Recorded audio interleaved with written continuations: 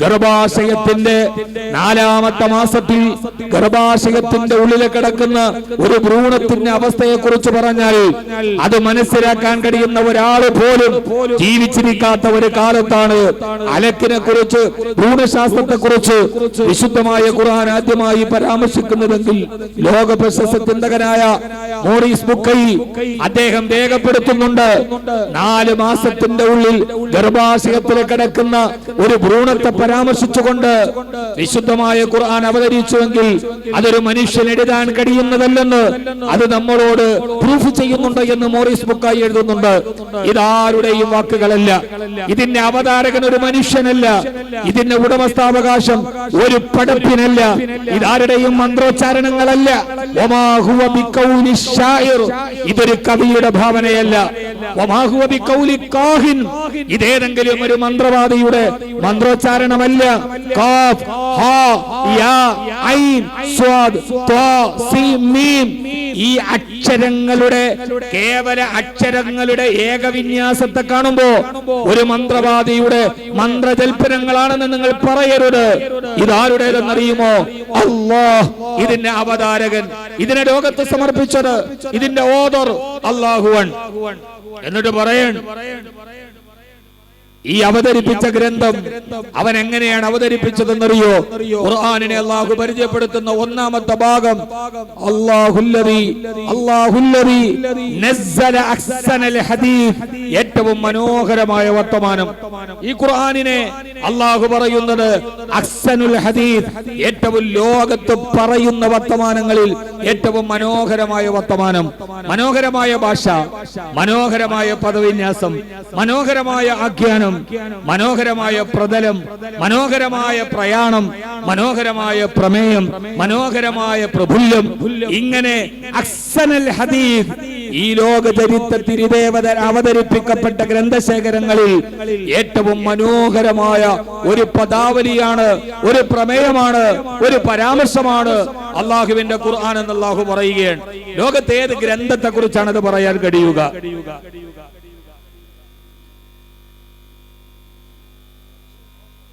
Fortuner KL24H111 Fortuner വാഹനം ഒന്ന് മാറ്റി കൊടുക്കണം.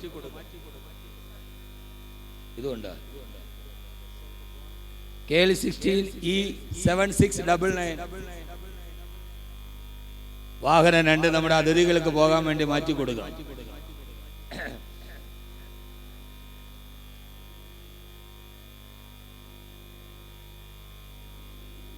ആ ഖുർആനിന്റെ ആഖ്യാനം മനോഹരമാണ്. ലോകത്തിൽ നിങ്ങൾ അവതരിപ്പിക്കപ്പെട്ട ഏതൊക്കെ ഗ്രന്ഥത്തെ കുറിച്ച് പരിചയപ്പെടുത്തിയാലും വിശുദ്ധമായ ഖുർആനിനെ അഹ്സനൽ ഹദീസ് മനോഹരമായി പരിചയപ്പെടുത്തുന്നത് പോലെ ഒരു ഗ്രന്ഥത്തെ നിങ്ങൾക്ക് പരിചയപ്പെടുത്താൻ കഴിയില്ല. 114 അധ്യായങ്ങൾ, 30 കാണ്ഡങ്ങൾ. ആ 114 അധ്യായത്തിൽ 1ാമത്തെ അധ്യായം അഹ്സനുൽ ഹദീസ് എന്ന് ഖുർആൻ പറയുന്നതിന് ആ മനോഹര വാക്യത്തെ നിങ്ങൾ പരിചയപ്പെടൂ. ബയോളജിയോട്, കെമിസ്ട്രിയോട്, സാഹിത്യത്തോട്, ഈ ലോകത്തുള്ള മുഴുവൻ എല്ലാ ശാസ്ത്ര ശൃംഖലകളോട്, സാഹിത്യത്തോട് നിങ്ങൾ പരിചയപ്പെടുത്തി നോക്കൂ. 114 അധ്യായങ്ങൾ. 1ാമത്തെ അധ്യായത്തിന്റെ പേര് സൂറത്തുൽ ഫാത്തിഹ. സൂറത്തുൽ ഫാത്തിഹ ഖുർആന്റെ പ്രവേശികയാണ്. 2ാമത്തേത് സൂറത്തുൽ ബഖറ.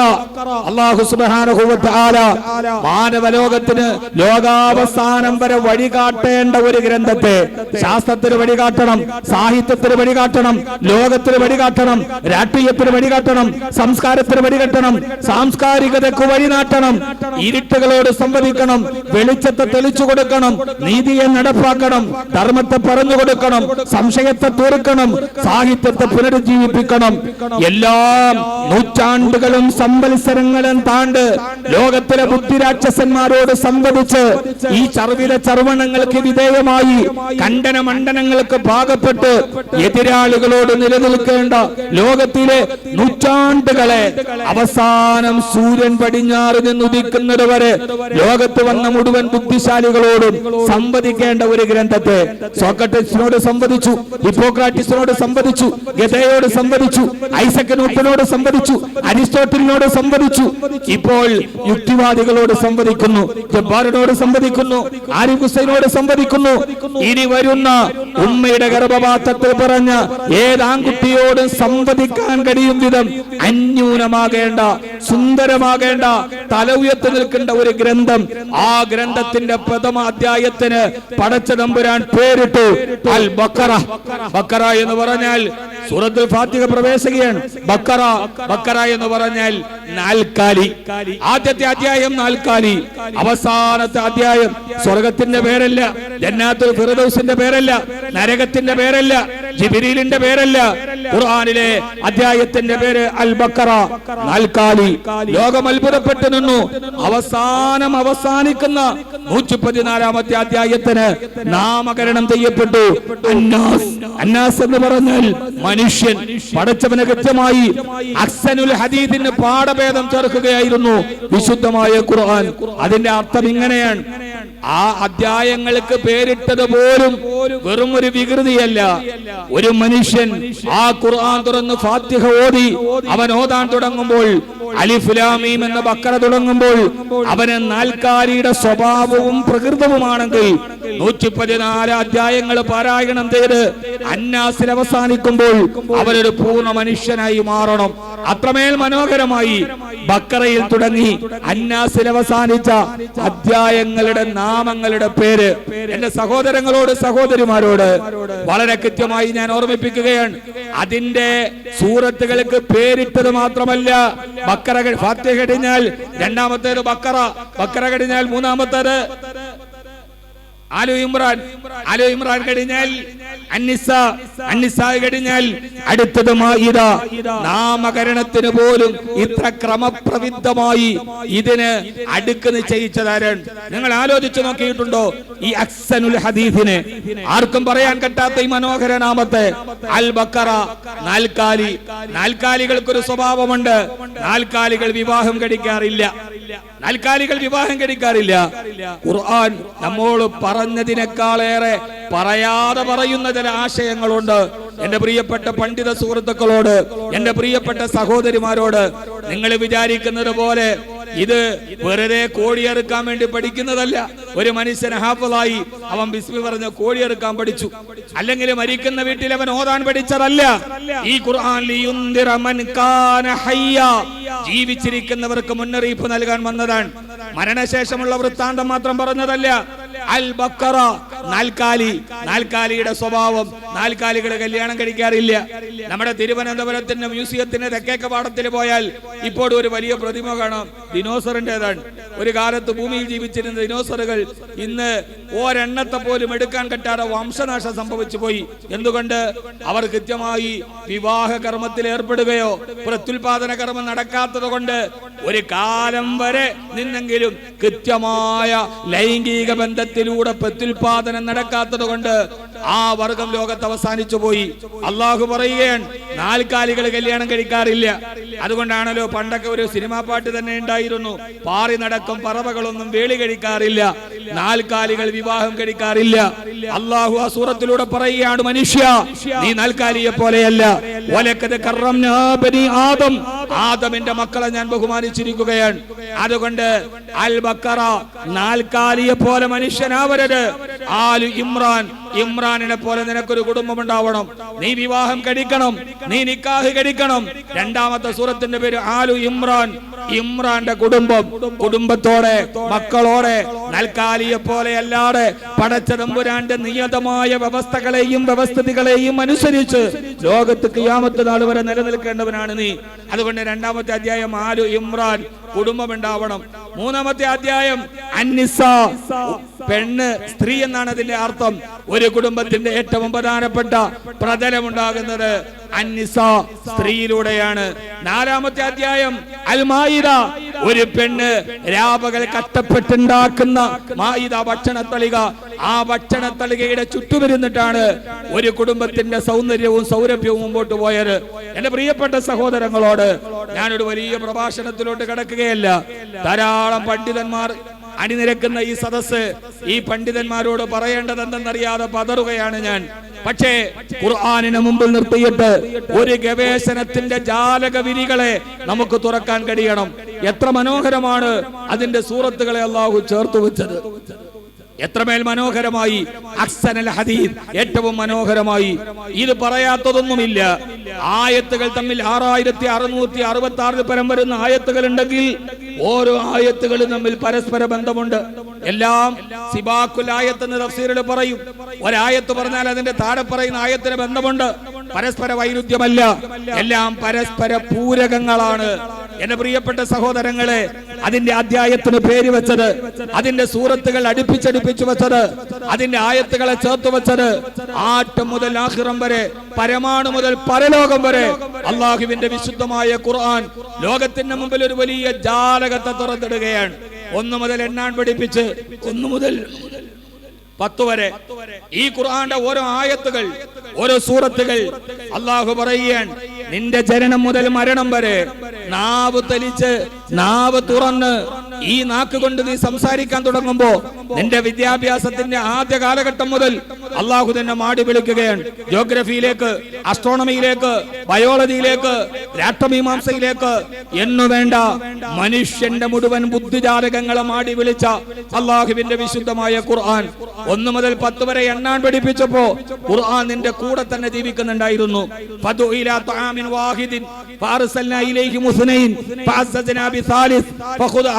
من الطير سيقولون 5 الذي خلق السماوات والارض وما بينهما في 6 ايام الذي خلق 7 سماوات طباقا 8 ازواج وكان بالمدينه 9 رهط تلك 10 كامله. 1 മുതൽ 10 വരെ ഖുർആൻ നമ്മളെ പഠിപ്പിക്കുകയാണ്. ഞാൻ പറയണ മനസ്സിലാവുന്നില്ലേ? സമയം വളരെ കുറവായതുകൊണ്ട് വളരെ പരിമിതമായ സമയത്തിന്റെ ഉള്ളിൽ വളരെ പ്രധാനപ്പെട്ട ഒരു പരിപ്രേക്ഷ്യത്തിന്റെ പ്രതലം അവതരിപ്പിക്കുക എന്നത് വളരെ പ്രധാനപ്പെട്ട ഒന്നാണ്. ഖുർആൻ നമ്മളോട് പറയാൻ, ഫദുഇല 1 മുതൽ 10 വരെ നിങ്ങൾ എന്റെ കൂടെ എണ്ണു. ഫദുഇല തആമിൻ വാഹിദ്, വാഹിദ് 1. സൂറത്ത് യാസീൻ ഫഅർസൽനാ ഇലൈഹിം മുസ്നൈൻ, ഇസ്നൈൻ 2. സയഖൂലൂന സലാസത്തുൻ 3. فخذ 4 من الطير സൂറത്തുൽ ബഖറ 4. സയഖൂലൂന 5 സൂറത്തുൽ കഹ്ഫ് 5. الذي خلق السماوات والارض وما بينهما في 6 ايام 6. الذي خلق 7 سماوات طباقا سورة نوح 7. 8 ازواج 8. وكان بالمدينة 9 رهط 9. 9 تلك 10 كاملة 10. ആരാണ് നിന്നെ നേരെ കൂടെ നടന്നത്? എണ്ണല് പഠിപ്പിക്കാൻ നിന്നെ പഠിപ്പിക്കുന്ന ഖുർആനിനെ ഞാൻ പറയുന്നത് അലമാരകളിൽ വടിച്ചു വെക്കാനുള്ളതല്ല ഈ ഖുർആൻ എന്ന് ലോകത്തോട് പറയാൻ നമുക്ക് കഴിയണം. തീർന്നില്ല. ഇന്നി റഅയ്തു അഹദ അശറ കൗകബ 11. ഇന്ന ഇദ്ദത ശുഹൂരി ഇൻദല്ലാഹി 12 ശഹ്റൻ ഫീ കിതാബില്ലാ 12. വവഅദനാ മൂസ 30 ലൈല ഫഅത്മംനാഹാ ബിഅശരിൻ വതമ്മ മീഖാതു റബ്ബിഹി 40 ലൈല 30 40. തീർന്നില്ല സഹോദരങ്ങളെ. എന്റെ വിദ്യാർത്ഥികളോട് ഞാനൊന്ന് ചോദിക്കട്ടെ, ഹിസ്റ്ററി പഠിക്കുന്നവരോട്, നിങ്ങളൊരു രാജ്യത്തെ കുറിച്ച് പഠിക്കുമ്പോ ആദ്യമായ രാജ്യത്തെ നിങ്ങൾ അളക്കുന്നത് എങ്ങനെയാണ്? ഉദാഹരണത്തിന് ഇന്ത്യയെ കുറിച്ച് പഠിക്കുന്നു, വിസ്തീർണം ഇത്ര. രണ്ടാമത്തേത് ജനസംഖ്യ, പോപ്പുലേഷൻ. ഒരു രാജ്യത്തെ ചൈനയുടെ പോപ്പുലേഷൻ, ഇന്ത്യയുടെ പോപ്പുലേഷൻ, ഒരു രാജ്യത്തെ അറിയാനുള്ള മാനദണ്ഡം പോപ്പുലേഷൻ ആണെങ്കിൽ ആ പോപ്പുലേഷന്റെ അടിസ്ഥാനത്തിൽ ഒരു രാജ്യത്തെ പരിചയപ്പെടുത്തണമെന്ന് ലോകത്തോട് പറഞ്ഞത് ആരാണ്? ആ പറഞ്ഞതാണ്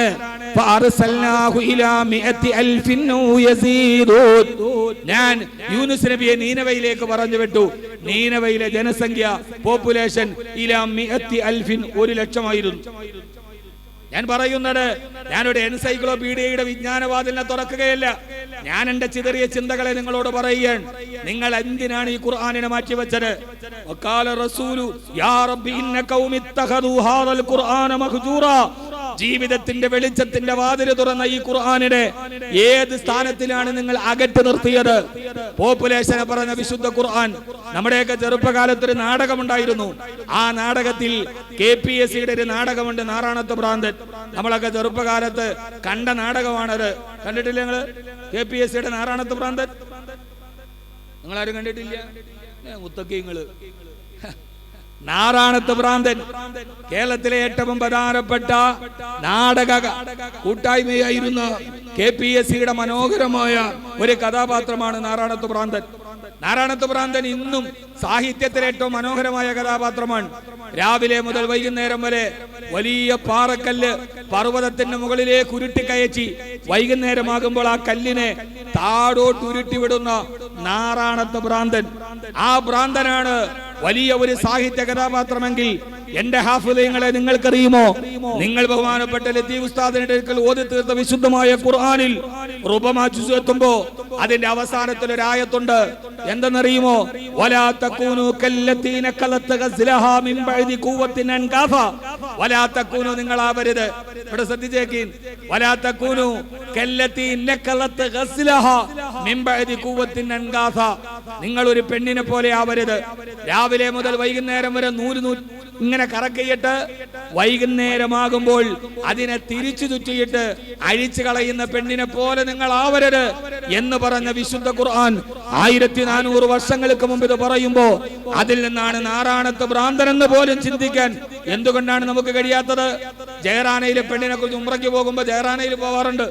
ആ ജയറാനത്തിനെ കുറിച്ചാണ് പറയുന്നത്. നാറാണത്ത് ഭ്രാന്തനെ പറയുന്നതിന് നൂറ്റാണ്ടുകൾക്ക് മുമ്പ് വലാ തകൂനു കല്ലതീന ഖലത ഗസ്ലഹാ, നിങ്ങൾ ആ പെണ്ണിനെ പോലെ ആവരുത്. ചിന്തിക്ക് സഹോദര, നാടകത്തിൽ, റൊമാന്റിക് ഭാവനയിൽ, സംസ്കാരത്തിൽ, ഈ സാഹിത്യത്തിൽ കേരളത്തിലെ ഏറ്റവും വലിയ സാഹിത്യ നേതാവായിരുന്ന വൈക്കം മുഹമ്മദ് ബഷീർ അദ്ദേഹം മരിച്ചു കഴിയുമ്പോൾ ഡോക്ടർ എം ലീലാവതി അദ്ദേഹത്തെ കുറിച്ചൊരു ആർട്ട് എഴുതുന്നുണ്ട് മലയാള മനോരമയിൽ. അതിലവർ പറയുന്നു, വൈക്കം മുഹമ്മദ് ബഷീറിന്റെ സാഹിത്യത്തിൽ എന്നെ ഏറ്റവും കൂടുതൽ സ്വാധീനിച്ച ഒരു വാക്ക് വൈക്കം പറയുന്നുണ്ട്, വെളിച്ചത്തിന് എന്തോ ഒരു വെളിച്ചം. വെളിച്ചത്തിന് എന്തോ ഒരു വെളിച്ചം വൈക്കം മുഹമ്മദ് ബഷീറിന്റെ സാഹിത്യമാണ്. എവിടെ നിന്നാണ് വൈക്കം മുഹമ്മദ് ബഷീറിന് ആ സാഹിത്യം കിട്ടിയത്? നൂറുൻ അലാ നൂർ, വെളിച്ചത്തിന്റെ മേൽ വെളിച്ചമാണ്, വെളിച്ചത്തിന്റെ മേൽ വെളിച്ചമാണ്. എന്റെ പ്രിയപ്പെട്ട സഹോദരങ്ങളെ, ആ വെളിച്ചത്തെ വൈക്കം മുഹമ്മദ് ബഷീർ പറയുന്നുണ്ട്. ഇങ്ങനെ അള്ളാഹുവിന്റെ വിശുദ്ധമായ ഖുർആൻ ലോകത്തോട് പറയുന്ന ഈ മനോഹരമായ ഒരു കാര്യത്തെ, നിങ്ങൾക്ക് സീരിയൽ ഇഷ്ടമാണോ? നിങ്ങൾക്ക് കഥകൾ ഇഷ്ടമാണോ? നിങ്ങളുടെ ജീവിതത്തിന്റെ എല്ലാവിധ ആസ്വാദനവും നിങ്ങൾക്ക് ഇഷ്ടമാണോ? നമ്മുടെയൊക്കെ പഴയ കാലത്ത്, എന്റെ ജോലി അവസാനിക്കാൻ എന്റെ ടൈം എന്ന് പറഞ്ഞേക്കണേ, അതിന്റെ ഉള്ളിൽ നിർത്തും. ഇനി എത്ര ടൈം കൂടി? അതിന്റെ ഉള്ളിൽ അവസാനിക്കും. നമ്മളൊക്കെ പണ്ട് കാലത്ത് രാമായണവും മഹാഭാരതവും സീരിയൽ കാണാൻ പോവാറുണ്ട്. അവിടെ ഞാനൊക്കെ പോയിട്ടുണ്ട്. എന്റെ കൊച്ചുകാലത്ത് ഞാനൊക്കെ 8ാം ക്ലാസ്സിൽ പഠിക്കുന്ന സമയത്താണ് രാമായണവും മഹാഭാരതവും ദൂരദർശനിൽ പ്രക്ഷേപണം ചെയ്യുക. അന്ന് 9 മണിക്ക് പോയി അതും കാത്തിരിക്കുന്നത് പെരുന്നാളിന് പറ കാണുന്ന മാതിരിയാണ് ദൂരദർശന്റെ ആ സൗണ്ടോട് കൂടി വരുമ്പോ. ആ സമയത്ത് മഹാഭാരതത്തിൽ ഒരു വലിയ കഥ കണ്ടിട്ട് നമ്മളൊക്കെ അന്തം വിട്ട് നിന്നിട്ടുണ്ട്. കൗരവർ ഉണ്ടാക്കിയ മനോഹരമായ കൊട്ടാരത്തിലോട്ട് കടന്നു ചെല്ലുന്ന പാണ്ഡവരുണ്ടാക്കിയ മനോഹരമായ കൊട്ടാരത്തിലേക്ക് കൗരവർ പോകുമ്പോ ആ കൊട്ടാരത്തിലോട്ട് കയറുന്നതിന് മുമ്പ് ഒരു വലിയ അരുവി ഇങ്ങനെ ഒരുങ്ങുന്നുണ്ട്. അരുവിയുടെ മുമ്പിലെത്തുമ്പോ കൗരവർ ദുര്യോധനനും ദുശാസനനും ഒക്കെ ചരിത്രത്തിൽ ആദ്യമായി സ്വന്തം മക്കൾക്ക് ദൂ ചേർത്ത് പേരിടേണ്ടി വന്ന ഒരേ ഒരു ഗതികേടിന്റെ പിതാവ് ധൃതരാഷ്ട്രനാണ്. ദുസ്വഭാവം ദുര്യോധനൻ ദുശാസനൻ അവരാ കൊട്ടാരത്തിലോട്ട് കയറുന്ന സമയത്ത് ഈ അരുവി കാണുമ്പോ അവരുടെ വസ്ത്രാഞ്ചലങ്ങൾ ഇങ്ങനെ ഉയർത്തിപ്പിടിച്ച് അരുവിയിലോട്ട് കാലി ചവിട്ടാൻ പോകുമ്പോ അപ്പുറത്തിരുന്ന് ശ്രീകൃഷ്ണൻ പറയുന്നുണ്ട്, അത് അരുവിയല്ല, അരുവിയുടെ മുകളിൽ ഒരു സ്ഫടികമുണ്ട്, അത് നിങ്ങൾ അരുവിയായി കരുതിയതാണെന്ന്. എന്റെ പ്രിയപ്പെട്ട സഹോദര, നിങ്ങൾക്കറിയുമോ സൂറത്തുൻ നംലിൽ ബൽക്കീസ് രാജി സുലൈമാൻ നബിയുടെ കൊട്ടാരം കാണാൻ പോകുമ്പോ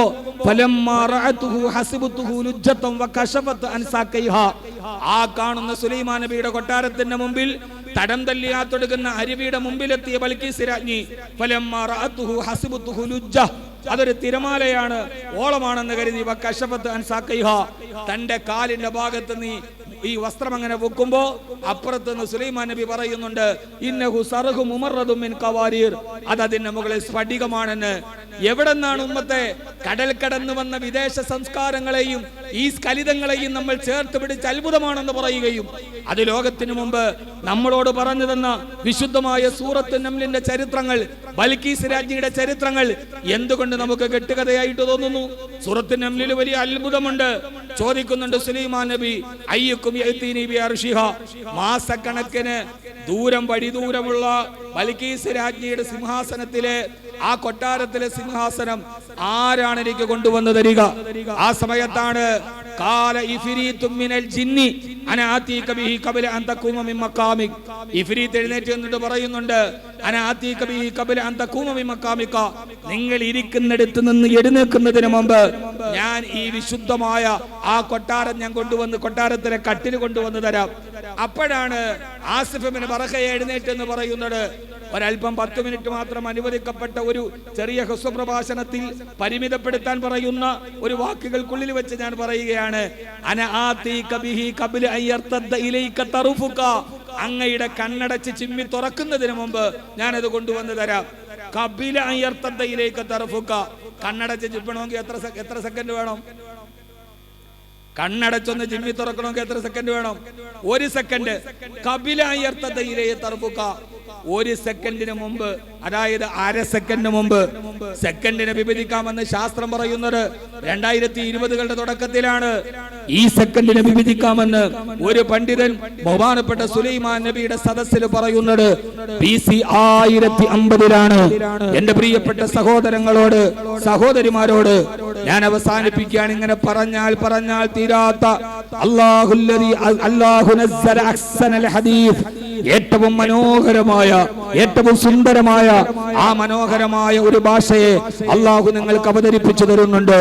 ആളുകളുടെ ഹൃദയത്തിലോട്ട് തുളച്ചു കയറുന്ന, ആളുകളെ മുഴുവനും തന്റെ ആവരണത്തിലോട്ട് കൊണ്ടുവരുന്ന അള്ളാഹുവിന്റെ വിശുദ്ധമായ ഖുർആൻ, ഹബീബായ റസൂലുള്ളാഹി സ്വല്ലല്ലാഹു അലൈഹി വസല്ലമ ആ വിശുദ്ധ ഖുർആന്റെ മനോഹരമായ പദാവലി കൈബാലയത്തിന് മുമ്പിൽ പാരായണം ചെയ്യുമ്പോൾ അത് കേൾക്കാൻ വേണ്ടി വരുന്ന ആളുകൾ ഖുർആനിനെ ആ മധുരോദാരമായ ശബ്ദം കേട്ട് ഖുർആനിൽ ആകൃഷ്ടരാക്കിയപ്പോഴാണ് വലീദ് ബിൻ റബീഅയോട് മക്കക്കാര് പറഞ്ഞത്, വലീദേ, നീ മുഹമ്മദ് സല്ലല്ലാഹു അലൈഹി വസല്ലമയോട് പറയണം, എന്ത് വേണമെങ്കിലും നീ പാരായണം ചെയ്തോളൂ, പക്ഷേ അല്ലാഹുവിന്റെ ഖുർആൻ പാരായണം ചെയ്യരുത്. വലീദ് ബിൻ റബീഅ ആളുകളെ തന്റെ സ്വതസിദ്ധമായ ശൈലി കൊണ്ട്, ആളുകളെ നമ്മളൊക്കെ പറയുന്നത് പോലെ നല്ല സോപ്പിട്ട് സംസാരിച്ച് താൻ പറയുന്നതിലേക്ക് ആളുകളെ വശീകരിക്കാൻ കഴിയുന്ന സംസാരത്തിൽ മാസ്മരികതയുള്ള ആളാണ് വലീദ് ബിൻ റബീഅ. ഹബീബായ നബി മുഹമ്മദ് മുസ്തഫ സല്ലല്ലാഹു അലൈഹി വസല്ലമ കൈബാലയത്തിന്റെ മുമ്പിൽ നിൽക്കുമ്പോൾ വലീദ് ബിൻ റബീഅ ഹബീബിന്റെ അടുക്കൽ പോകുന്നുണ്ട്. മുഹമ്മദ് സല്ലല്ലാഹു അലൈഹി വസല്ലം, എന്തേ, ഞാൻ നീയും കുടുംബ ബന്ധുക്കളാണ്, നമ്മൾ തമ്മിൽ മാസങ്ങളായുള്ള ബന്ധങ്ങളാണ്, നമ്മുടെ ബന്ധങ്ങൾക്ക് തടസ്സം നിൽക്കുന്ന, സമൂഹത്തിൽ വിഘാതമുണ്ടാക്കുന്നതൊന്നും മുഹമ്മദ് നീ ചെയ്യരുത് സല്ലല്ലാഹു അലൈഹി വസല്ലം. ഹബീബായ നബി തങ്ങളെ തന്റെ മാസ്മരീകമായ സംസാരത്തിന്റെ ഉള്ളിലേക്ക് കടത്തിക്കൊണ്ടുവന്ന് അവസാനം വലീദ് ബിൻ റബീഅ തന്റെ ഇരു കൈകൾ മഹാനായ റസൂലുള്ളാഹി സ്വല്ലല്ലാഹു അലൈഹി വസല്ലമയുടെ ഇരു തോളിലേക്ക് വെച്ച് വലീദ് ബിൻ റബീഅ പറഞ്ഞു, മുഹമ്മദ് സ്വല്ലല്ലാഹു അലൈഹി വസല്ലം, നിന്നോട് ഞാൻ ഒരേ ഒരു കാര്യം പറയുകയാണ്. ഹബീബ് വലീദിന്റെ മുഖത്തേക്ക് തുറിച്ചു നോക്കിയപ്പോ, നീ എന്ത് വേണമെങ്കിലും പാരായണം ചെയ്തോളൂ, പക്ഷേ വിശുദ്ധമായ ഖുർആനിനെ നാവ് കൊണ്ട് നീ ഓതിപ്പോകരുത് എന്ന് ഹബീബായ നബി തങ്ങളോട് പറയുമ്പോ മഹാനായ റസൂലുള്ളാഹി സ്വല്ലല്ലാഹു അലൈഹി വസല്ലം വലീദ് ബിൻ റബീഅയുടെ മുഖത്ത് നോക്കിയിട്ട് ഹബീബായ നബി സ്വല്ലല്ലാഹു അലൈഹി വസല്ലം ഓതുന്നുണ്ട്, ഫഅമ്മാദും ഫസ്തക്ബറൂ ഫിൽ അർളി ബിഗൈരിൽ ഹഖ് ഫഖാലൂ മൻ അശദ്ദു മിന്നാ ഖുവ്വ അവലം യറൗ അന്നല്ലാഹല്ലദീ ഖലഖഹും ഹുവ അശദ്ദു മിന്നാ ഖുവ്വ ഫഅമ്മാ സമൂദ് ഫഹദൈനാഹും ഫസ്തഹബ്ബുൽ അമാ അലൽ ഹുദാ. ആദ് സമൂഹം അഹങ്കാരികളായിരുന്നു. അല്ലാഹുവിനോട് അവർ അഹങ്കാരം കാണിച്ചപ്പോ ഭൂമിയുടെ പുറംതൊലിയിൽ നിന്ന് ഞാൻ അവരെ തകർത്ത് കളഞ്ഞു. സമൂദ് ഗോത്രത്തിന് വെളിച്ചം കൊടുത്തിട്ട് അവർ ഇരുട്ടിനെ പ്രണയിച്ചവരാണ്. ആകാശ ലോകത്തുനിന്ന് ഒരു വെള്ളിടി മുഴങ്ങിയപ്പോ ആ സമൂഹം ഈ ലോകത്ത് നിന്ന് തളർന്ന് തരിപ്പണമായി പോയെന്ന ആദ് സമൂദ് ഗോത്രത്തിന്റെ ഗതകാല സമൂഹത്തിന്റെ പതനകഥ പറഞ്ഞപ്പോ വലീദ് ബിൻ റബീഅ പേടിച്ചരണ്ടു പോയി, കൈകാലുകളെ വിറച്ചുപോയി. ഹബീബായ നബി തങ്ങളുടെ കൈ തട്ടി മാറ്റിയിട്ട് വലീദ് ബിൻ റബീഅ മക്കക്കാരുടെ അടുക്കലേക്ക് ഓടവേ അബൂജഹൽ ചോദിക്കുന്നുണ്ട്, വലീദേ, എന്ത് പറ്റിപ്പോയി? മുഹമ്മദ് അത് സമ്മതിച്ചോ സല്ലല്ലാഹു അലൈഹി വസല്ലം? ആ സമയത്ത് ഹബീബായ നബി തങ്ങളോട് വലീദ് ബിൻ റബീഅ പറയുന്നൊരു വാക്കുണ്ട്, അബൂജഹലേ, ഉത്തുബത്തെ, ഇനി ഒരിക്കലും നിങ്ങൾ മുഹമ്മദിന്റെ അടുക്കലേക്ക് എന്നെ പറഞ്ഞു വിടരുത്. ഞാൻ ആ മുഹമ്മദ് സ്വല്ലല്ലാഹു അലൈഹി വസല്ലമയോട് ഖുർആൻ ഓതരുതെന്ന് പറഞ്ഞപ്പോ ആ മുഹമ്മദ് എന്നോട് ചില വാക്യങ്ങൾ ഓതി കേൾപ്പിച്ചു. വല്ലാഹി ഇന്നഹു ലഹലാവ ഇന്നഹു ലതലാവ ഇന്നഹു യഅലാ ലാ യുഅലാ. വല്ലാഹി പടച്ച തമ്പുരാനെ തന്നെയാണ് സത്യം. ഇന്നഹു ലഹലാവ, ആ ഖുർആനിന് എന്തോ ഒരു മാധുര്യമാണ്. വഇന്നഹു ലതലാവ, എന്തോ ഒരു ഒഴുക്കാണ് അതിൻ്റെത്. ഇന്നഹു യഅലാ ലാ യുഅലാ, അതിനെ ജയിക്കാൻ ലോകത്തൊരാൾക്ക് സാധ്യമല്ല. പരാജയപ്പെടുത്താൻ കാലത്തിന്റെ വക്താക്കൾക്ക് കഴിയാത്ത മഹാഗ്രന്ഥത്തെ മനഃപ്പാഠമാക്കിയവരെ, ആകാശ ലോകത്തിന് അനുഗ്രഹങ്ങളെ ചേർത്തുവെച്ചവരെ, മദീനയിലെ ഉബയ്യ് ഇബ്നു കഅബ് റളിയല്ലാഹു അൻഹുവിന്റെ കൊച്ചു കുടിൽ ലക്ഷ്യമാക്കി ഹബീബായ നബി തങ്ങൾ വരുന്നുണ്ട്. ഉബയ്യേ, അല്ലാഹുവിന്റെ ആജ്ഞ വന്നിട്ടുണ്ട് നിന്റെ മുമ്പിൽ വന്ന് സൂറത്തുൽ ബയ്യിന പാരായണം ചെയ്യാൻ. ഉബയ്യ് ഇബ്നു കഅബിന്റെ കുടിലിലേക്ക് വിരുന്നുവന്ന് വിശുദ്ധ ഖുർആൻ. ഹബീബായ നബി തങ്ങൾ ഉബയ്യ് ഇബ്നു കഅബ് റളിയല്ലാഹു അൻഹുവിന്റെ മുമ്പിൽ വെച്ച് ചോദിക്കുന്ന ഒരു ചോദ്യമുണ്ട്. ഈ സനദ് സമ്മേളനം ഈ ഒരു വാക്ക് പറഞ്ഞിട്ട് ഞാൻ അവസാനിപ്പിക്കട്ടെ. യാ റസൂലല്ലാഹ്, ഖുർആൻ അവതരിപ്പിക്കപ്പെട്ടത് അങ്ങയുടെ മുമ്പിലല്ലയോ? എന്റെ കുടിലിൽ വന്നിട്ട് എന്നെ മുമ്പിലിരുത്തി എനിക്ക് ഖുർആൻ ഓതിത്തരാൻ അല്ലാഹു പറയുകയോ? അതെ ഉബയ്യേ, ആകാശ ലോകത്ത് നിന്ന് വഹി വന്ന് നിന്റെ കുടിലിൽ വന്ന് പാരായണം ചെയ്യാൻ ഹബീബായ നബി സല്ലല്ലാഹു അലൈഹി വസല്ലമ ഉബയ്യ് ഇബ്നു കഅബ് റളിയല്ലാഹു അൻഹുവിനെ പാരായണം ചെയ്യുന്നു. ബിസ്മില്ലാഹിർ റഹ്മാനിർ റഹീം. ലം യകുനില്ലദീന കഫറൂ മിൻ അഹ്ലിൽ കിതാബി വൽ മുശ്രികീന മുൻഫഖീന ഹത്താ തഅതിയഹുൽ ബയ്യിന.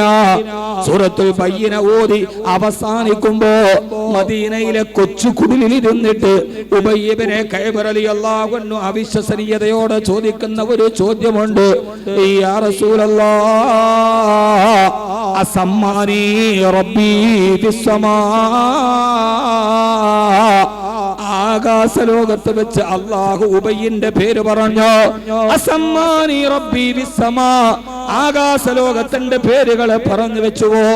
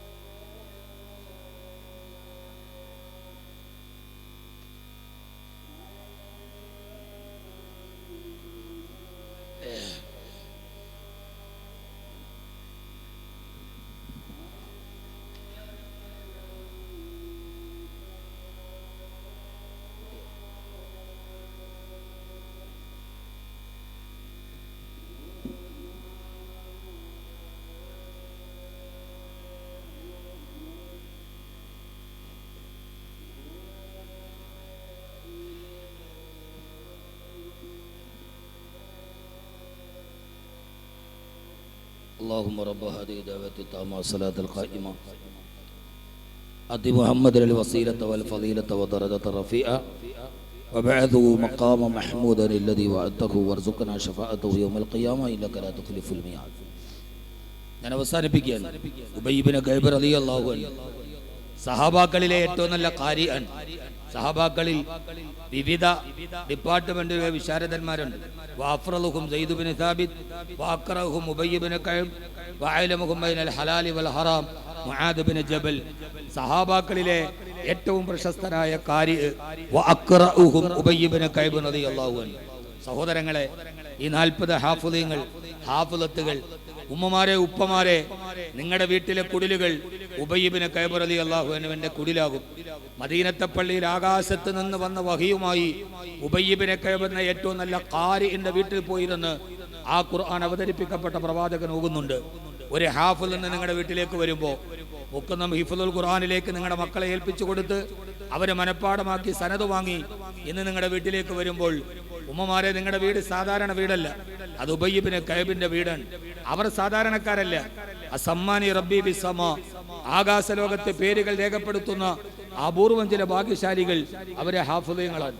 ഇവിടെ വന്ന് സനത് വാങ്ങിച്ചു നോക്കുമ്പോൾ ഞാനിങ്ങനെ മനസ്സിൽ ചിന്തിക്കുകയായിരുന്നു, ഇതേപോലെ പാരിതോഷികം നാളെ പരലോകത്ത് പടച്ചതമ്പുരാൻ ഈ മാതാപിതാക്കൾക്ക് കൊടുക്കുന്ന ഒരാദരവിന്റെ ദിവസമുണ്ട്. ഇന്നീ വാങ്ങിച്ചവർ പോകുമ്പോൾ ഞാൻ ഇങ്ങനെ ആ ചിത്രത്തെ മനസ്സിൽ കാണുകയായിരുന്നു. പടച്ചവനെ, നാളെ രത്നഖചിത സിംഹാസനത്തിൽ രൂഢരായിരിക്കുമ്പോൾ സുന്ദരമായൊരു തലപ്പാവ് തലയിലണിപ്പിക്കുമ്പോൾ എന്തിനാണ് ഞങ്ങളെ ഇത് അണിയിക്കുന്നതെന്ന് മാതാപിതാക്കൾ ചോദിക്കവേ, നിങ്ങൾ ഹാഫിളീങ്ങളുടെ മാതാപിതാക്കളാണ് എന്ന് ആകാശലോകത്തിന്റെ മലക്കുകൾ വിളിച്ചു പറയുന്ന മനോഹരമായൊരു ബഹുമതി കിട്ടുന്ന ഒരു വലിയ ആഘോഷമുണ്ട്. ഇന്ന് ഇവർ വാങ്ങിച്ചെങ്കിൽ ഭൂമിയിലും ആകാശത്തിലും ഒരേപോലെ ആദരവ് കിട്ടുന്ന ലോകത്തിലെ ഏറ്റവും പ്രധാനപ്പെട്ട ഒരു സന്നദ്ധദാന സമ്മേളനമാണ്. ഡോക്ടറേറ്റ് ആണെങ്കിൽ ഇവിടെ മാത്രം, എഞ്ചിനീയറിംഗ് ആണെങ്കിൽ ഇവിടെ മാത്രം. പക്ഷേ ഇതുപോലൊരു സന്നദ്ധ സമ്മേളനം അവിടെയും നടക്കും. ഈ മണ്ണിലും വെണ്ണിലും സമാനമായ ചടങ്ങുകൾ ഒരേപോലെ നടക്കുകയും തൊട്ടവരും സ്പർശിച്ചവരും സഹായിച്ചവരും കൂടെ നിന്നവരും ഒക്കെ ആദരിക്കപ്പെടുകയും ചെയ്യുന്ന ഒരു വലിയ മഹാ പാരിതോഷികമുണ്ടെങ്കിൽ അത് ഖുർആനാണ്. സഹാബാക്കളിൽ ഏറ്റവും പൊക്കം കുറഞ്ഞ സഹാബിയാണ് അബ്ദുല്ലാഹി ഇബ്നു മസ്ഊദ് റളിയല്ലാഹു അൻഹു. അതോടൊപ്പം തന്നെ വളരെ മെലിഞ്ഞ ആളുമാണ്, വളരെ നാണമുള്ള ഒരാളുമാണ്. ഞാൻ നിങ്ങളോട് വളരെ മനോഹരമായിട്ടൊരു കാര്യം പറയട്ടെ. ഈ വന്ന മുഴുവൻ ആളുകളോടും ഹാഫിളാവാൻ കഴിഞ്ഞില്ല, നന്നായി ഓതി പഠിക്കാൻ കഴിഞ്ഞില്ല. പക്ഷേ ഹാഫിളീങ്ങളുടെ മുഹിബ്ബീങ്ങളാവുക, ഖുർആന്റെ ഖാദിമീങ്ങളാവുക. നമുക്ക് ലോകത്ത് വേറെ യാതൊരുവിധ ബഹുമതിയും വേണ്ട. മഹാനായ അബ്ദുല്ലാഹി ഇബ്നു മസ്ഊദ് റളിയല്ലാഹു അൻഹു സഹാബാക്കളിൽ ഏറ്റവും പൊക്കം കുറഞ്ഞ ആളാണ്. അതോടൊപ്പം തന്നെ തീർത്തും മെലിഞ്ഞ ആളാണ്, വലിയ ലജ്ജയുള്ള ആളുമാണ്. എപ്പോഴും ഇങ്ങനെ കൂനിക്കൂടി അദ്ദേഹം ഏറ്റവും അവസാനം തൻ്റെ ശരീരം വളരെ ദുർബലമാണ്, അതാരും കാണാതിരിക്കാൻ ഒരു ചെറിയ മേൽമുണ്ട് ഇങ്ങനെ പുതച്ചേ നടക്കാറുള്ളൂ. അദ്ദേഹത്തിന്റെ ശരീരം ആരും കണ്ടിട്ടില്ല. ഒരു ദിവസം ഹബീബായ നബി തങ്ങളുടെ സദസ്സിലിരിക്കുമ്പോൾ അബ്ദുല്ലാഹി ഇബ്നു മസ്ഊദ് റളിയല്ലാഹു അൻഹുവിന്റെ ശരീരം അല്പം മാറി, അദ്ദേഹത്തിന്റെ കാല് കണ്ടു. ഇത് കണ്ട് സഹാബാക്കൾ ഊറിച്ചിരിച്ചു. കാരണം കാടപ്പക്ഷിയുടെ കാലിനേക്കാൾ മെലിഞ്ഞ ഒരു കാലുമായി ഹബീബിന്റെ ചെരുപ്പും പിടിച്ചു നടന്ന സഹാബി ഇബ്നു മസ്ഊദ് റളിയല്ലാഹു അൻഹു. ആ കാല് കാടപ്പക്ഷിയുടെ കാലിന്റെ വലിപ്പം പോലും ഇല്ലാത്ത ഇബ്നു മസ്ഊദ് റളിയല്ലാഹു അൻഹുവിന്റെ കാല് കണ്ട് സഹാബാക്കൾ ഊറിച്ചിരിച്ചു. റസൂലുള്ളാഹി സ്വല്ലല്ലാഹു അലൈഹി വസല്ലം ഇത് കണ്ടു. സഹാബത്തിനോട് ചോദിച്ചു, സഹാബ, എന്റെ ഇബ്നു മസ്ഊദിന്റെ കാലിന്റെ ചെറുപ്പം കണ്ടിട്ടാണോ നിങ്ങൾ എന്റെ ഇബ്നു മസ്ഊദിനെ കളിയാക്കി ചിരിക്കുന്നത്? ഹബീബായ നബി സല്ലല്ലാഹു അലൈഹി വസല്ലം പറയുന്നുണ്ട്, ആ ചെറിയ കാൽ വലഹുമാ ഫിൽ മീസാനി അസ്കലു മിൻ ഉഹദ്, എന്റെ ഇബ്നു മസ്ഊദിന്റെ കാലുകൾക്ക് നാളെ പരലോകത്ത് മീസാൻ എന്ന ത്രാസിൽ ഉഹദ് പർവ്വതത്തെക്കാൾ ഭാരമുണ്ട്. ഒരു കാടപ്പക്ഷിയുടെ കാലിന്റെ വലിപ്പം പോലും ഇല്ലാത്തൊരു കാലിന് നാളെ പരലോകത്ത് ഉഹദ് പർവ്വതത്തെക്കാൾ ഇതിന് ഭാരമുണ്ടെന്ന് പറയവേ സഹാബത്ത് ചോദിച്ചു, എന്തുകൊണ്ട്? നിങ്ങൾക്കറിയോ എന്റെ ഇബ്നു മസ്ഊദിന്റെ കാൽ എങ്ങനെയാണ് ചെറുതായതെന്ന്? സൂറത്തുർ റഹ്മാൻ അവതരിപ്പിക്കപ്പെട്ടു. അർ റഹ്മാനു അല്ലമൽ ഖുർആൻ ആയത്ത് കേട്ടപ്പോൾ ഇബ്നു മസ്ഊദ് റളിയല്ലാഹു അൻഹു ചോദിച്ചു, യാ റസൂലല്ലാഹ്, ഞാൻ ഈ സൂറത്തൊന്ന് കഅബയുടെ മുകളിൽ കയറി ഓതിക്കോട്ടെ, എന്ത് രസമാണ് ഇത് കേൾക്കാൻ. ഹബീബായ നബി തങ്ങൾ അനുമതി നൽകി. ഇബ്നു മസ്ഊദ് റളിയല്ലാഹു അൻഹു കഅബാലയത്തിന്റെ മുകളിൽ കയറി അർ റഹ്മാനു അല്ലമൽ ഖുർആൻ ഓതുമ്പോൾ മക്കക്കാർ ഓടിച്ചെന്ന് ഈ മുകളിൽ നിൽക്കുന്ന ഇബ്നു മസ്ഊദിനെ തങ്ങളുടെ വില്ലുകൾ കണ്ട കാലിൽ ആഞ്ഞടിച്ചു. അദ്ദേഹത്തിന്റെ മാസം കാലിൽ നിന്ന് പറഞ്ഞ് വെളിയിലേക്ക് വീണു. രക്തം തടം തല്ലിയാത്തൊടുങ്ങി. ഇബ്നു മസ്ഊദ് റളിയല്ലാഹു തആല കഅബാലയത്തിന്റെ മുകളിൽ നിന്ന് ഈ കഅബയുടെ മത്താഫിലേക്ക് വീണു. അവിടെ ഇബ്നു മസ്ഊദ് റളിയല്ലാഹു തആലാന്റെ രക്തം കാല് പൊട്ടിയിട്ട് തടം തല്ലിയാത്തൊടുങ്ങി. ഇന്നത്തെ മക്കാമ ഇബ്രാഹിം നിൽക്കുന്നതിന്റെ പുറകിലാണ് ഇബ്നു മസ്ഊദ് റളിയല്ലാഹു അൻഹു വീഴുന്നത്. റസൂലുള്ളാഹി സ്വല്ലല്ലാഹു അലൈഹി വസല്ലം പറയുന്നുണ്ട്, സഹാബ, ഖുർആൻ ഓതിയതിന്റെ പേരിൽ മാംസങ്ങൾ പൊളിഞ്ഞുപോയി. ദുർബലമായ കാലാണ് എന്റെ ഇബ്നു മസ്ഊദിന്റേത്. ഈ കാലിന് നാളെ പരലോകത്ത് മീസാൻ എന്ന ത്രാസിൽ ഉഹദ് പർവ്വതത്തെക്കാൾ ഭാരമുണ്ടാകും. സഹോദരങ്ങളെ, നമ്മൾ ഹാഫിളായില്ല, നമുക്കാവാൻ കഴിഞ്ഞില്ല. ഹാഫിളീങ്ങളെ സ്നേഹിക്കീൻ, ഹാഫിളീങ്ങൾക്ക് വേണ്ടി ഓടി നടക്കീൻ. നിങ്ങളുടെ ശരീരം എത്ര ദുർബലമെങ്കിലും, നിങ്ങൾ എത്ര വലിയ രോഗികളെങ്കിലും, നമുക്കൊരു പദവിയും വേണ്ട, ഒരു പ്രതാപവും വേണ്ട, ഒരു മേൽവിലാസവും വേണ്ട. ഈ ശരീരം ഖുർആനിന് വേണ്ടി ചെലവഴിച്ച ശരീരമാണെങ്കിൽ, ഈ ശരീരം മെലിഞ്ഞത് ഖുർആന് വേണ്ടി ഓടിയിട്ടാണെങ്കിൽ, ഈ കൈകൾ ദുർബലമായത് ഖുർആന് വേണ്ടി ഓടിയിട്ടാണെങ്കിൽ, തീർച്ചയായും മീസാൻ എന്ന ത്രാസിൽ അതിന് ഉഹദ് പർവ്വതത്തെക്കാൾ പ്രായമുണ്ടാകും.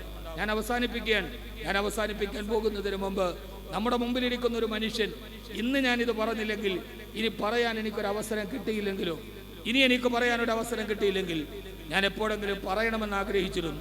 പക്ഷേ ഇപ്പോൾ അത് പറയണമെന്ന് എൻ്റെ മനസ്സെന്നോട് പറയുന്നു.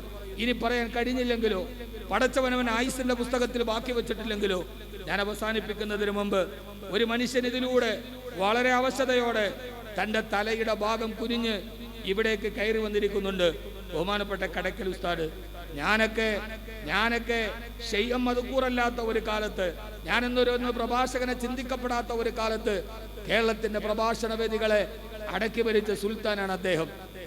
കേരളത്തിന്റെ പ്രഭാഷണ വേദികളിൽ ദിവസങ്ങളോളം മാസങ്ങളോളം പ്രഭാഷണം നടത്തിയ ബഹുമാനപ്പെട്ട കടക്കൽ ഉസ്താദിനെ നിങ്ങൾ കാണുന്ന ഈ രൂപത്തിനപ്പുറം, ഈ ചരിത്രത്തിനപ്പുറം ഒരു ഭൂതകാലമുണ്ട്. ആ ഭൂതകാലം കേരളത്തിന്റെ മുഴുവൻ മഹല്ലുകളിലും 10-12 ദിവസം കേരളത്തിന്റെ മതപ്രഭാഷണ വേദികളെ അടക്കി ഭരിച്ച അദ്ദേഹത്തിന്റെ വാഗ്ദോരണിയുണ്ട്. എന്റെ നാടായ കാഞ്ഞാറിലടക്കം ഇദ്ദേഹത്തെ ഞാൻ കാണുന്ന ഒരു പൂർവ്വകാല രൂപമുണ്ട്. മതപ്രഭാഷണ വേദികളിലെ ഗതകാല ചരിത്രത്തിലെ ഏറ്റവും സുന്ദരനായ മതപ്രഭാഷകൻ, നല്ല സുന്ദരമായ കളറുള്ള, നല്ല ഓജസ്സും തേജസ്സുമുള്ള അന്ന് ഉസ്താദിനെ കാണാൻ വേണ്ടി മാത്രം ആളുകൾ വന്നിരുന്നു. എന്റെ പ്രിയപ്പെട്ട സഹോദരങ്ങളെ, കാലത്തിന്റെ ഈ പ്രവാഹത്തിന്റെ അടുക്കം അവസാനം എന്നെ പോലെയുള്ള ഈ, ഞാനൊരു പ്രഭാഷകനായിട്ടല്ലേ, എന്നെ പോലെ വലം യബ്ക ഫില്ലൗലാദി ഇല്ലാ ഹുസാറത്തുൻ വഫാറകരീമൻ കാന ഖബലു കരീമ, മലവെള്ളപ്പാച്ചിലിൽ എവിടെയോ ആകസ്മികമായി തുരുത്തിൽ പറ്റിപ്പിടിച്ചിരുന്നപ്പോ പാഞ്ഞു വന്ന ഏതോ ഒരു കണികയിൽ അറിയാതെ ആരുടെ ഒരു മുജ്ജന്മ സുഹൃതം കൊണ്ട് തട്ടിപ്പറ്റി വന്ന് പ്രഭാഷണ വേദിയിലെത്തിയ എന്നെയൊക്കെ ഇവിടേക്ക് കൊണ്ടുവന്ന ഒരു മഹാമനീഷി.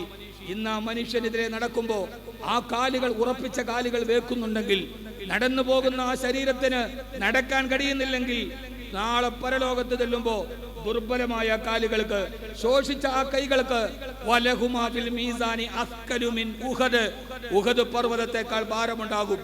കാരണം ഞാൻ എൻ്റെ ജീവിതം തുടങ്ങി, എൻ്റെ പഠനം തുടങ്ങിയ ഒരു കാലം മുതൽ പൂന്തറ ഹിദായത്തുൽ ഇസ്ലാമിൽ ഞാൻ മുറ്റത്തിരിക്കുന്ന ഒരു സമയത്ത് എൻ്റെ ശൈഖുനൽ മർഹൂം പി കെ കോയ മൗലാന നവ്വറല്ലാഹു മർക്കദ, ദക്ഷിണ കേരള ജമിയത്തുൽ ഉലമയുടെ ഖജനാവ് സൂക്ഷിപ്പുകാരനായിരുന്ന ഖജാൻജി, ആ മുറ്റത്ത് കടക്കൽ ഉസ്താദ് വരുന്നത് മുതൽ, ഞാൻ കാഞ്ഞാറിലെ മദ്രസയിൽ 4ാം ക്ലാസ്സിൽ പഠിക്കുന്നത് മുതൽ ആ മനുഷ്യനെ കാണുന്നുണ്ട്.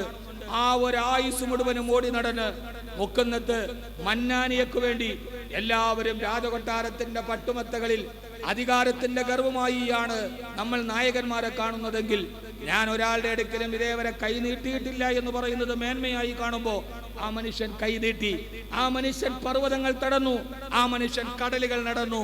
അദ്ദേഹത്തിന്റെ ജീവിതത്തിന്റെ നാവിന് മുഴുവനും മന്നാനിയ എന്ന് പറയാത്തൊരു പ്രസംഗം നടത്തിയിട്ടില്ല. ഒരു നിക്കാഹിന് നമുക്ക് പലപ്പോഴും ഒരു പരിഹാസം തോന്നും. പലപ്പോഴും ഞാൻ ആ മനുഷ്യനെ പലപ്പോഴും കണ്ടിട്ടുണ്ട്. ആളുകൾ പലതും പറയുമ്പോഴും ചിരിച്ചുകൊണ്ട് നടന്നു പോകുന്ന ആ മനുഷ്യനെ ഇന്ന് 73 ഹാഫിളുകൾ, എത്രയെത്ര യതീമക്കളുടെ വിവാഹങ്ങൾ. സഹോദരങ്ങളെ, നമ്മളൊക്കെ ഇങ്ങനെ വലിയ മേന്മ നടിച്ചിട്ട് അത് ഇതെന്നൊക്കെ പറയുമ്പോ, നാളെ ഈ മനുഷ്യന്റെ കണ്ണടഞ്ഞിട്ട് ഈ ഭൂമുറ്റത്ത് കൊണ്ടുപോയി വെച്ചാൽ അഗതികളും അനാഥകളുമായ 100 കണക്കിന് മക്കൾ പറയും, ഉപ്പയില്ലാത്ത ഞങ്ങൾക്കൊരു ഉപ്പയായിരുന്നു, ഞങ്ങൾക്ക് സാന്ത്വനം തേടി വന്നപ്പോൾ ഒരു സാന്ത്വനമായിരുന്നു, ഞങ്ങളെ ചേർത്ത് പിടിച്ചൊരു മനുഷ്യനുണ്ടായിരുന്നു. സഹോദരങ്ങളെ, കുറ്റവും കുറവുണ്ടാവും, മലക്കല്ലല്ലോ, മനുഷ്യനായതുകൊണ്ട് എല്ലാവർക്കും കുറ്റവും കുറവുണ്ടാവും.